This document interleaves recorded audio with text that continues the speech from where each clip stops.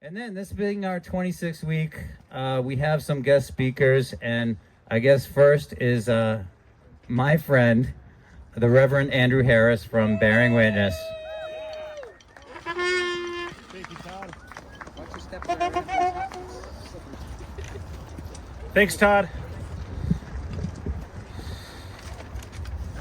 I'm very grateful and honored to speak with all of you today.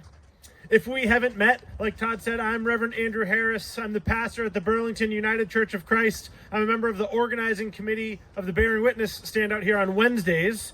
And I'm continually amazed at what began with just a few people standing outside this building for a few hours one day. And this has grown into an almost daily presence of hundreds, sometimes thousands of people here every single week. Now, this is the 26th week that you have gathered here on a Thursday. That's half a year. Think of where the earth was in its revolution around the sun 26 weeks ago. It's a long way. In fact, it's about 93 million miles away. We've come a long way. Every week, Todd and others share the stories of immigrants whose voices are being silenced behind these walls. Every week, Tony and others are here to give away food and clothing and hats and mittens and toys to anyone in need. And every week, people arrive at this facility for appointments or in the back of unmarked vans, scared, worried, anxious. And I believe that our presence out here gives them some comfort, some courage, and some hope. At the very least, our presence here shows our immigrant neighbors that they are not alone, that there are a lot of people who care about them and value them as humans making our way on this earth. 93 million miles from where we were when this standout started. 26 weeks feels like a call for celebration, and it is a laudable undertaking to have maintained this moral presence out here for 26 weeks. But forgive me if this feels like less of a moment for celebration and more of a moment for lamentation. The truth is that none of us wants to be here. We'd all rather spend our Thursdays doing something else. But we have to be here, because we cannot stay silent in the face of what is happening in this building and what is happening in our communities. We cannot stay silent as families are torn apart, as the law is flagrantly broken, and as people detained here are mistreated and abused. We cannot stay silent as rights are violated and human dignity is denied. We are not here because we want to be. We're here because we have to be. Because our conscience demands that we respond to the indignity and disgrace we witness playing out in our communities. But if this building were shuttered tomorrow and all its immoral activities ceased and all the detainees were freed, I think we would all gladly conclude this gathering at 26 weeks. But that's not going to happen, not this week.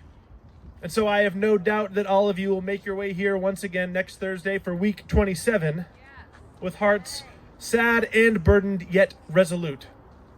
Now, I've been inspired recently by the realization that there are more of us than there are of them. And while I hate to resort to this us-them dynamic, what I mean is that there are more people who respect and appreciate the dignity of our neighbors, all of our neighbors, regardless of where they came from or how they got here, than those who seek to denigrate, abuse, deport, and eradicate them. Now, for a while there, I wasn't sure. My heart was really low at the sight of the cruelty and inhumanity being perpetrated against our neighbors. But now, thanks to folks like you having the courage to stand together in solidarity and support for 26 weeks, thanks to folks like you who brave the cold and the snow, thanks to folks like you who give of your time and energy to stand up for justice, now I have hope. And now I have faith. And now I can see that goodness, kindness, compassion, and love of our communities here in Massachusetts far outpaces the evil and the inhumanity, the cruelty and the violence. Now they want you to lose that hope and that faith. They want you to think that their power is too great for resistance, that their violence is unstoppable, and it's not. In fact, it will be stopped. And that is why they are so scared and so desperate and so reckless, because love and mercy and justice will win. Now, as I ramble on, it's not lost on me that all of these thoughtful words I write are like dust in the wind. For someone who talks as much as me, it's humbling to remember that my words don't mean all that much.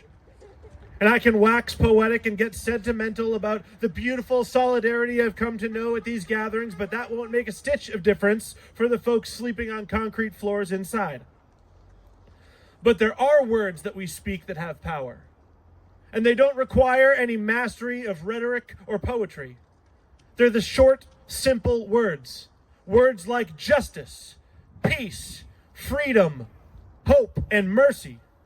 And the power of these words comes from the sound of our voices rising together. Neither Shakespeare, nor Ovid, nor Abraham Lincoln could write a word with the power or passion of voices rising together in solidarity, in one spirit, to declare that hatred will not find harbor here. Now, I've already said too much, and I want to let the voice of the people say together, justice, mercy, freedom, hope, justice, mercy, freedom, hope, justice, mercy, freedom, hope. I'm so grateful for all of you, partners in this work of justice. I want to thank you from the bottom of my heart for all that you do, and I want to encourage you never to give up and never to lose hope. Onwards, my friends. Peace.